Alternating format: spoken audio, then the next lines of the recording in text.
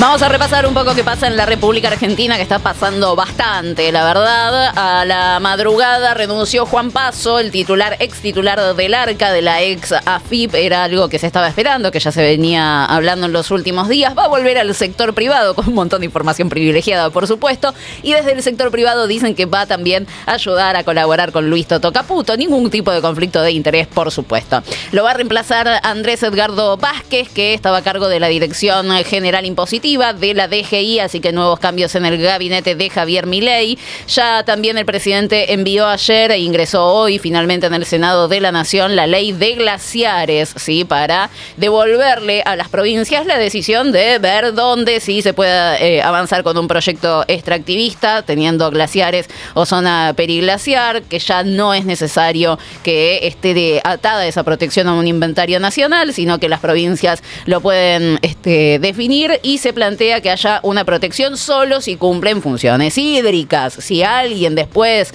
algún organismo determina que ese glaciar o esa zona periglaciar no cumple funciones hídricas, bueno, correrá otra suerte, ¿no? ¿Qué puede salir mal? Chau, glaciar, qué bueno que te conocí, que te vi hace poco, porque no te voy a ver más. Sí, la verdad, tremendo. Y finalmente, así como noticia cortita, hoy viene el presidente electo de Chile a la República Argentina a reunirse en la Casa Rosada con el presidente Javier Milei. Bueno. Va a ser la primera reunión internacional de José Antonio Kast. El pinochetista. Exactamente. Se van a llevar bárbaro. Excelente, se van a llevar y bueno, que sea el primer destino dice bastante. En esta mañana también estamos esperando mucha actividad en el Congreso porque arrancaron oficialmente las sesiones extraordinarias. A las 11 vamos a tener una reunión en el Senado de los jefes de bloque con Victoria Villarroel, vicepresidenta de la Nación, presidenta del Senado, para definir los nombres de las comisiones que van a tratar en estas breves sesiones extraordinarias. En principio se tienen que definir las de presupuesto y de trabajo para tratar el presupuesto y todas las leyes económicas que vengan de la Cámara de Diputados, si es que las pueden sancionar, y la reforma laboral, que vemos que parece que efectivamente, como dicen en la CGT, está bastante complicada. Ahora que se suma la ley de glaciares, uno imagina que también van a constituir la de minería, recursos naturales y demás, para ver si se puede avanzar con esa discusión. Son demasiadas discusiones para llevar adelante de acá hasta fin de año, así que veremos si las conforman para ya tenerlas listas para más adelante. El gobierno quiere dictamen esta semana de la reforma laboral y una sesión cerca de Navidad. Hace unos días se hablaba del 23 o el 26, hoy ya se habla más del sábado de la semana que viene, que creo que cae 29 o por ahí, o 26 y 29, sábado y lunes, ¿sí? Últimos días ya del 2025. Veremos, eso va a depender mucho de cuántos votos pueda conseguir, en este caso, Patricia Bullrich, porque es lo que nos decían ayer en la CGT. Podés tener mucha gente que esté a favor de la reforma laboral, podés tener gobernadores, pero quieren discutirlo poquito. Claro. La quieren charlar, ¿viste? Quieren llevar gente, quieren ver qué opinan los sectores afectados. La verdad que no es un proyecto fácil, y el gobierno lo que quiere es empezar a trabajar en comisiones mañana y pasado mañana y ya dictaminar.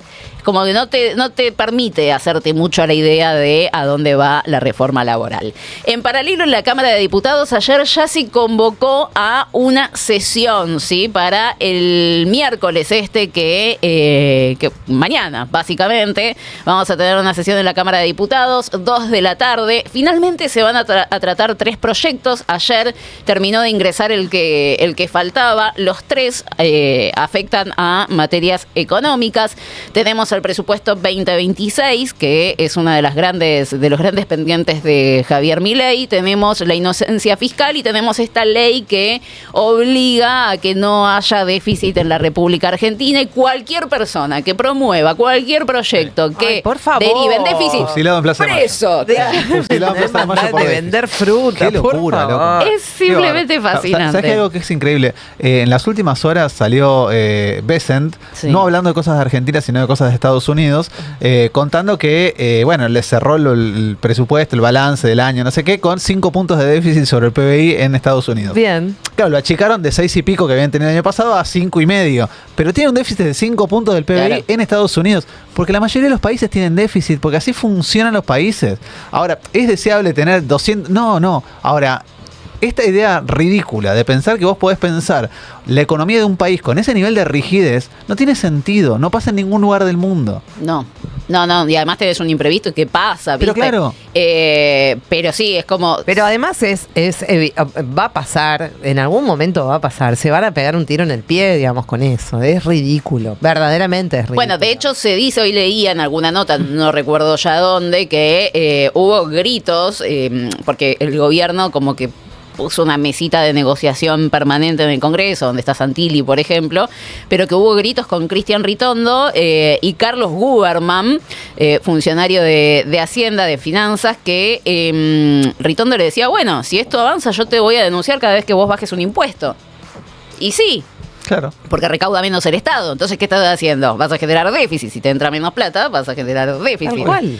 Como que nadie quiere votar esa ley, la verdad. Nunca pensé que iba a estar de acuerdo con Ritondo. Porque además pone contra las cuerdas a los gobernadores, que tampoco van a poder hacer nada porque van a caer en la misma trampa. Los legisladores que están obligados, tienen fueros, pero están obligados a cualquier proyecto que presenten. Dicen, si no tienen los recursos, este proyecto no sale.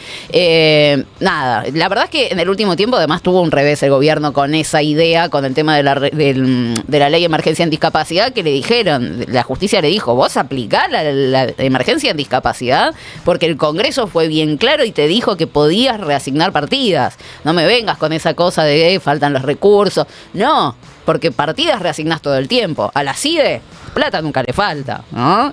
A defensa, a seguridad, que Petri anda ahí contento con los avioncitos, con los tanquecitos y todo eso, plata nunca le falta.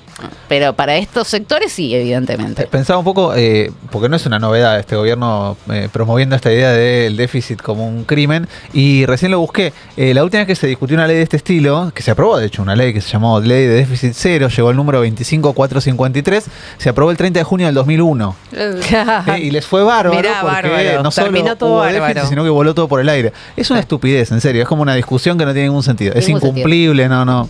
Es la ley de la felicidad que Macri dijo, Exacto. no se puede sancionar una ley de la felicidad y que todos sean felices. Macri fue un poquito más inteligente, pero dijo, no se puede. Claro. Javier Milei dijo, Sí se puede. Claro. Hold my Sí beer. se puede. ¿Cómo no se puede sancionar una ley de la felicidad? ¿Viste? ¿Ves? Por eso Macri no religió. Él planteaba sus propios límites. Javier Milei dice, yo sí puedo, hermano, yo sí. Bueno, vamos a escuchar qué decía el flamante presidente de la Comisión de Presupuesto y Hacienda, que se conformó ayer para discutir estos proyectos de ley sobre las pretensiones que tiene el gobierno nacional en esta breve discusión en extraordinarias en la Cámara de Diputados. Mañana van a sacar dictamen y si eso pasa, ¿cuándo hay recinto para tratar el presupuesto? Bueno, esperamos que se firme el dictamen mañana y convocatoria para los 3 proyectos, el tema de compromiso fiscal, inocencia fiscal y el presupuesto mismo. A las 12 hay una, a las 3 de la tarde hay otra. Si firmamos dictamen, espectacular, iríamos al recinto el miércoles o el jueves, El miércoles o el jueves. si Dios quiere. Diputado, lo está escuchando Eduardo Feynman. ¿Qué tal, Eduardo? ¿Cómo ¿Qué estás? tal, qué tal, diputado? Los tres proyectos saldrían antes de fin de año, ya aprobados en diputados y en senadores. ¿Qué cree usted? Es que lo que pasa, te voy a decir lo que me parece que debe ser y es mi sensación y esperanza es que se haga finalmente, sobre todo presupuesto. Eduardo, que no hay antecedente que le hayan rechazado un presupuesto a un presidente y es 2 años que le han rechazado a Javier y le decía a colegas tuyos una cosa que es la verdad curiosa y llamativa y da para pensar que en el marco de la democracia se entra el presupuesto del Ejecutivo, que es el plan de gobierno, por el Poder Legislativo, y se llama Ley de Leyes porque es el contralor dentro de la democracia y son las auditorías cruzadas que tienen los poderes y es algo saludable. Y justamente es para limitar el poder que el gobierno nacional no gaste más de lo que tiene. Y se han invertido los roles. El gobierno nacional está con restricciones presupuestarias y el presupuesto lo ha presionado en los últimos 3 años para que gaste más, despilfarre. Entonces estamos acostumbrados, y por eso se aprobaban siempre los presupuestos, a que el gobierno nacional compra voluntades de gobernadores que se tomaban el avión sanitario para pedir cosas y lo que tenía era, no tenían restricciones presupuestarias. Bueno, lo dejé porque es muy curioso que esté diciendo que se compran votos, que se compraban votos, cuando en paralelo tenés una oficina con Diego Santilli comprando Haciendo básicamente eso, votos, claro. ¿no? Nada, tienen una pretensión muy, muy, muy ambiciosa para estas discusiones, porque si fuera solo el presupuesto, tal vez en una de esas pueden conseguir los votos. Ahora, tienen todo un paquete de leyes económicas donde por lo menos 2 no fueron discutidas. Pero además con el tema del presupuesto tienen algunas trabas. Parece que hay enojo de la gente de Provincias Unidas, de los gobernadores de Provincias Unidas, porque dicen a los otros gobernadores aliados les están dando un montón de tarasca y a nosotros no. ¿Sí? ¿Qué está pasando acá? Nos sentimos disminuidos, porque encima ahora después lo vamos a hablar, pero hubo también problemas en las conformaciones, en la conformación de las comisiones, pero después el PRO también tiene un asterisco con el acompañamiento del presupuesto. Tiene sí o sí que aparecer que le van a devolver la plata de coparticipación a la ciudad de Buenos Aires. Y si eso no aparece, puede haber inconvenientes. Yo no creo que haya problemas, pero bueno, se supone que es una de las advertencias del PRO. El tema es que no es solo el presupuesto lo que quieren discutir inocencia fiscal y quieren discutir la ley de la felicidad o la ley antidéficit, ¿no?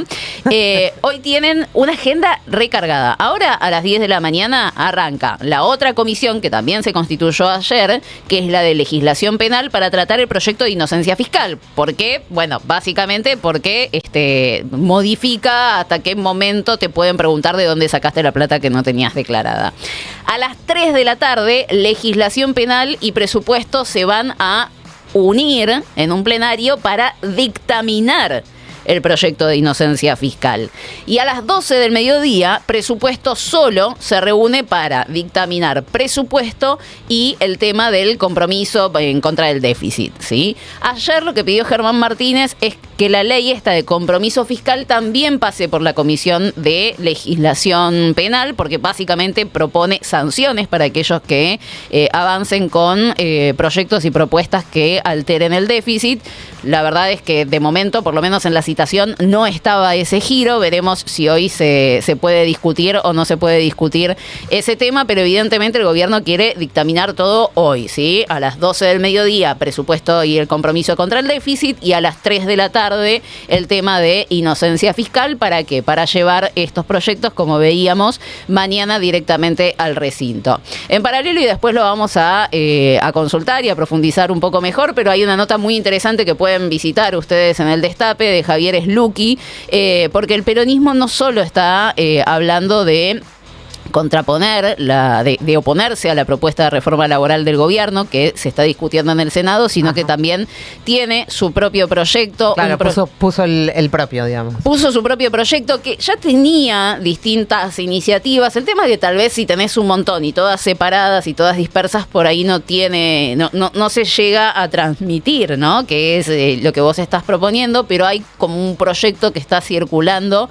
en el Partido Justicialista, en donde, bueno, se establecen distintos derechos que van desde el aumento del salario mínimo, la reducción de la jornada laboral, en contraposición al aumento de la jornada laboral del gobierno nacional, derechos para empleados de plataformas que estaban siendo obviados en esta reforma. En el presentado por el gobierno. En el presentado por el gobierno, acá hay un apartado exclusivo para trabajadores de plataformas, la participación de los empleados en las ganancias de las empresas, bajo el argumento de que eso sí es un salario dinámico, claro. O sea, si mejoran las ganancias de las empresas, deberían mejorar los incrementos de los trabajadores. Y que aparte está dentro de la Constitución en el 14 bis desde hace un montón de tiempo y parece que no existiera, ¿no? Y parece que no existiera, absolutamente.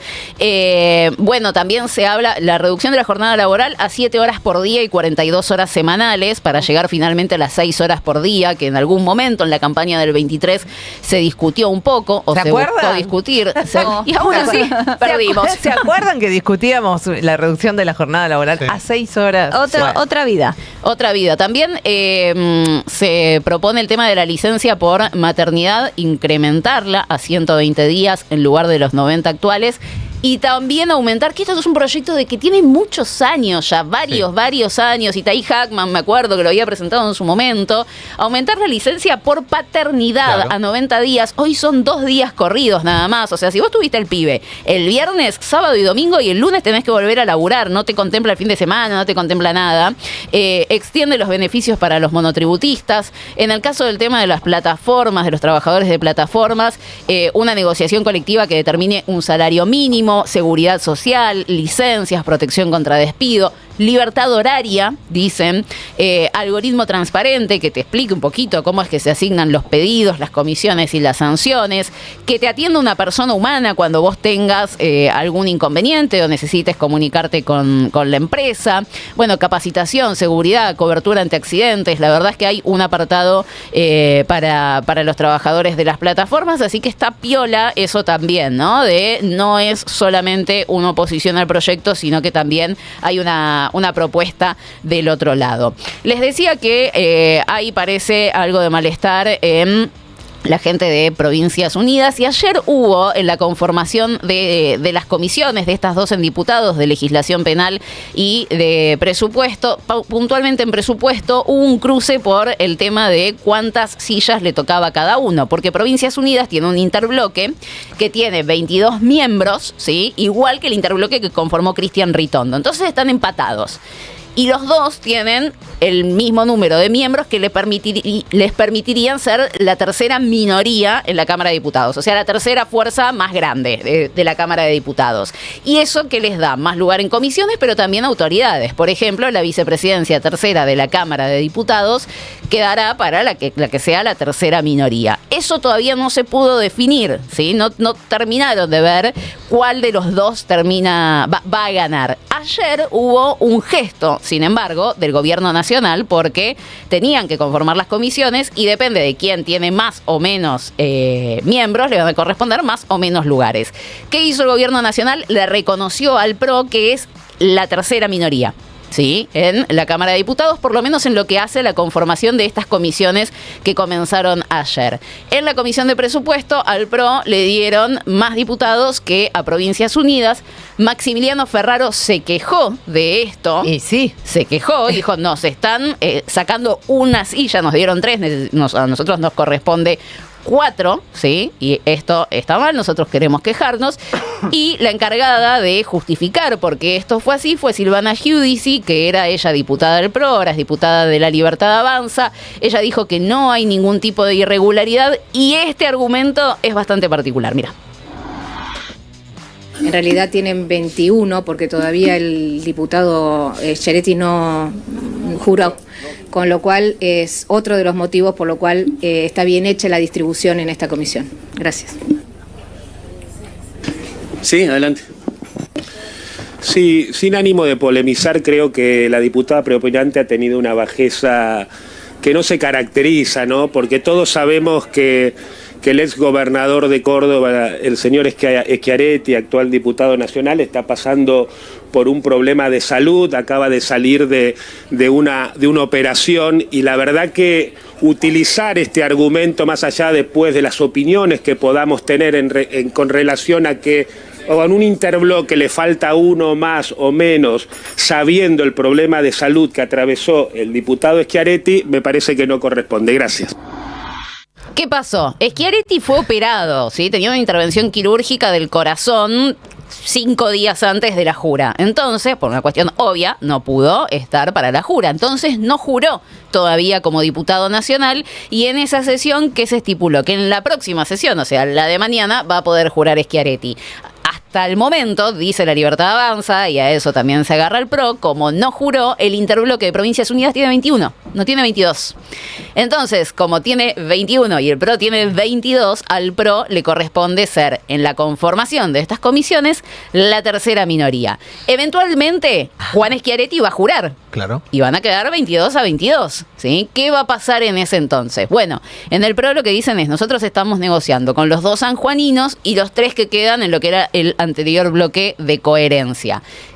Sectores con los que también está conversando Provincias Unidas. Si eligen a uno de esos 2 bloques, se termina la discusión, ¿sí? Si Coherencia o los sanjuaninos. Porque aumenta la cantidad de miembros. Porque aumenta la cantidad de miembros y ya está, listo. Pero si deciden no quedarse ellos en el molde y no irse con ninguno, ni con el PRO, ni con Provincias Unidas, y quedan empatados en 22, quien tiene que definir es el cuerpo. O sea, se tiene que someter a una votación en el recinto. Bien. Y ahí dicen, nosotros somos optimistas, dicen en el PRO, de que por la trayectoria de Ritondo y porque nuestra propuesta para ser vicepresidenta tercera de la Cámara es Karina Banfi, vamos a conseguir los votos necesarios para sobreponernos y cagar a Provincias Unidas. Pero ahí votan todos. Claro. Ahí votan todos.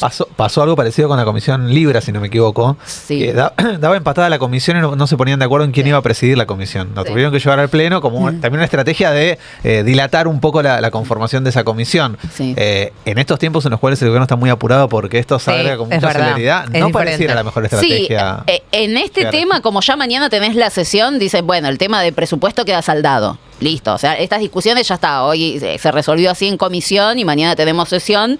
El tema es la discusión que se va a venir seguramente a futuro, porque se van a tener que conformar comisiones para el resto de las sesiones, para el resto del año, y ahí sí se va a tener que terminar de definir. No termina de quedar claro cuántos votos necesitas en caso de llegar a esa instancia, si es el que tiene un voto más gana, si necesitas sí o sí 129. No es algo que suele suceder, ¿sí? Es como que haya empate en la composición de los interbloques, es medio raro, pero bueno, era algo que iba a pasar y finalmente pasó. En este contexto les traigo brevemente unos datos que sacó la consultora Proyección, que enmarcan, me parece, un poco el debate que estamos teniendo. Un informe muy completo de la consultora Proyección, yo solo traigo dos cositas. Consultan cuáles son los datos que más le preocupan a la gente en este momento, y quien aparece, el tópico que aparece bien arriba, con casi el 50%, lo redondeo porque es una décima, 50%, es los bajos ingresos personales y familiares, seguido 10 puntos abajo de la inseguridad, más atrás la corrupción, más atrás la inflación. Y algunos de los datos que tiran los compañeros de Proyección es que la inflación pasó al cuarto lugar en preocupación, marcando un descenso de más de 32 puntos desde el inicio de la gestión de Milei. O sea, se desplomó como preocupación de los argentinos, cayó mucho. Pero los ingresos, el problema de los ingresos, se consolidan en el primer lugar con un crecimiento de más del 10% desde que asumió Javier Milei. La inseguridad tuvo un crecimiento de casi 4 puntos, la corrupción de casi 15 puntos en estos primeros 2 años de gestión de La Libertad Avanza. Y para complementar este dato de la consultora Proyección, otro en el que se hace mucho énfasis, ¿sí?, en el informe, que es el tema del endeudamiento, o si les alcanza en realidad a las familias la plata para llegar a fin de mes. Y tenés que el 16% pidió dinero a amigos o familiares, que casi el 15% usó tarjeta de crédito pagando el mínimo o pagando en cuotas, no en un pago. Más del 11% pidió dinero al banco, más del 8% pidió dinero a una entidad financiera, más del 7% pidió préstamos en Mercado Pago usando las cuotas, que son un robo a mano armada, y el 42% dice que no tuvo que pedir dinero prestado. Una de las conclusiones que sacan en este informe desde Proyección es que casi el 60% tuvo que endeudarse, sumando todas las opciones, para llegar a fin de mes. Los trabajadores independientes fueron los menos endeudados porque tienen una mayor estabilidad económica. Los adultos de entre 35 y 54 años, acá cagamos chicos, son los más golpeados, ¿sí?, por esta dificultad de no llegar a fin de mes. Las mujeres son las que registran el endeudamiento más alto y más dependiente de redes familiares, o sea que se endeudan con las familias. Se compra mucha cartera en cuota, chicos. Mucha cartera en cuota. Dejen de joder ustedes también. Y lo que ven es que los sectores de mayor vulnerabilidad, de más bajos ingresos, son los que tienen que recurrir a los préstamos que, te cobran tasas de interés ridículas por lo alto, mientras que los que están más acomodados y qué sé yo, pueden recurrir a familiares, viste, que bueno, por lo menos no te pidan que le devuelvas el doble, ¿no? O más del doble, pero es una situación realmente alarmante, algo que venimos viendo que se va profundizando. Ellos hacen referencia al informe que había traído Martín hace un tiempo del INDEC, de cómo evolucionó en estos 20 y pico de años el tema del endeudamiento familiar, que se incrementó de forma muy brutal en en cada una de todas estas variantes en las que se puede expresar ese endeudamiento por no llegar a fin de mes. Y para algún día tendremos que discutir más en serio el tema de la facilidad que le está dando Mercado Pago o al Galperín, Mercado Libre, como quieran, a gente que antes no tenía acceso a cuotas, a tarjetas de crédito, etcétera, etcétera.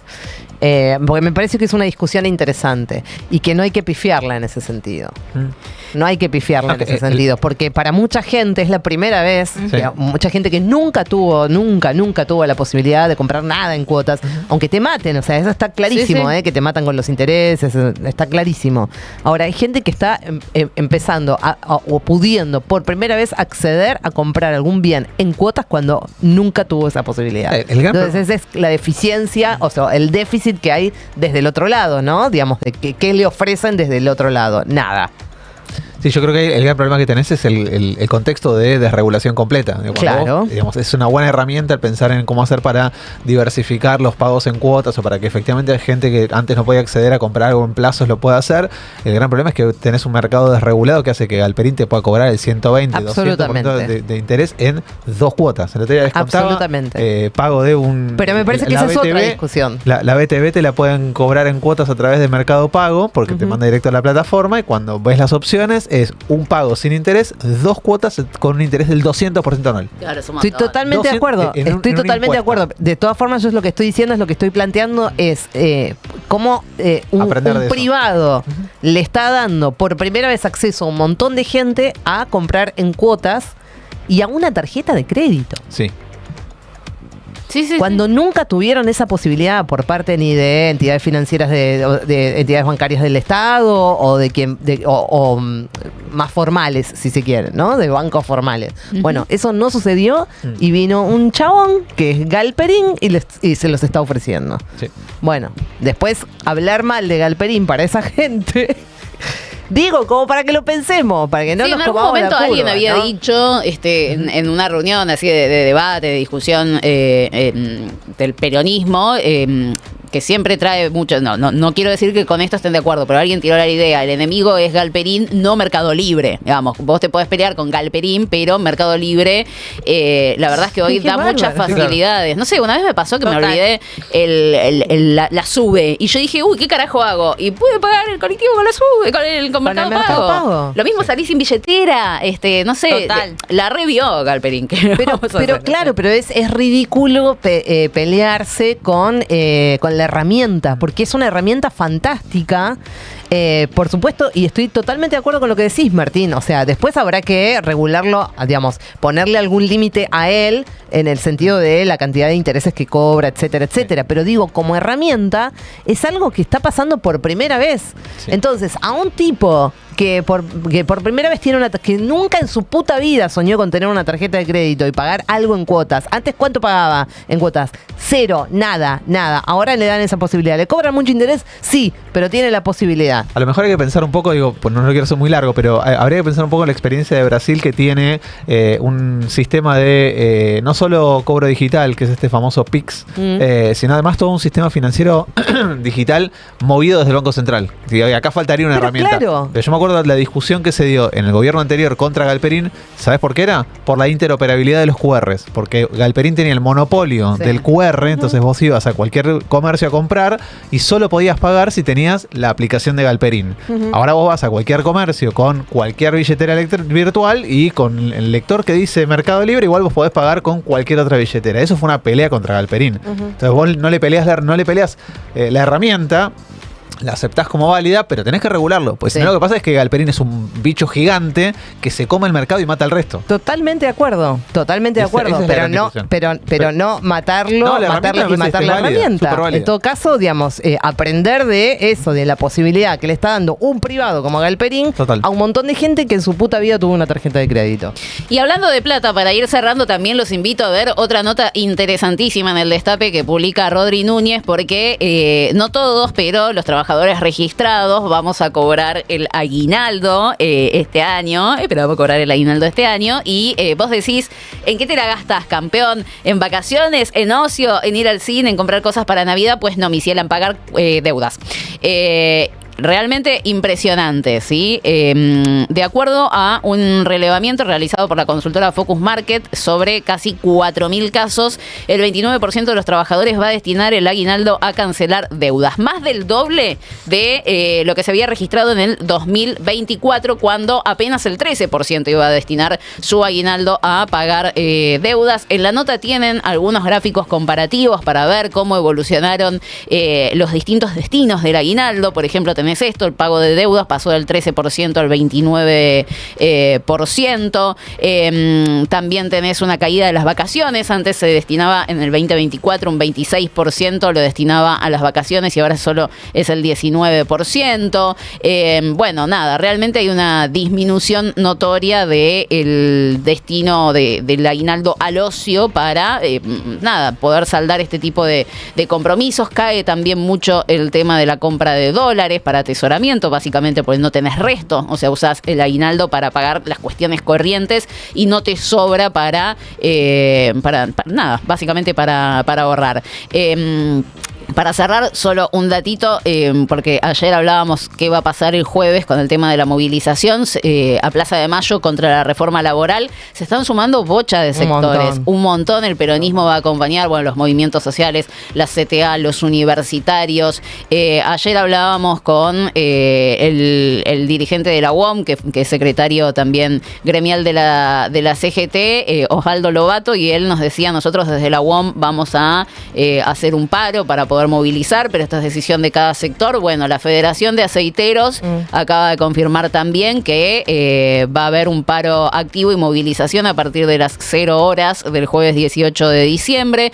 Así que... porque la UAM te había dicho, Lobato, que era a partir del mediodía, de las 12 del mediodía. Y cada sector va a terminar de definir evidentemente cómo encara esa jornada. La idea es 3 de la tarde en Plaza de Mayo y las previsiones eran solo la CGT, 100.000 personas en la Plaza de Mayo, más todos estos otros sectores que se van sumando, así que veremos, seguramente va a ser una movilización importante, tal vez en paralelo a la discusión en comisión que quiere llevar adelante La Libertad Avanza en el Senado. 19 minutos ya pasaron de las 10 de la mañana. Portate bien. De 9 a 12. En Re. Tiempo ahora en la ciudad de Buenos Aires, amigos, amigas. Tenemos 19 grados 3 décimas de temperatura. Vamos a ver qué es lo que va a ocurrir en el día de hoy. Más allá de esta lluvia rarísima que hubo a la mañana, lluvia con sol, en una época se decía se casa una vieja o probablemente alguien haya visto un arco iris. Ahora tenemos cielo despejado, o por lo menos hacia la tarde vamos a tener un cielo despejadísimo. 24 grados de temperatura hacia la tarde, o sea que es una temperatura bastante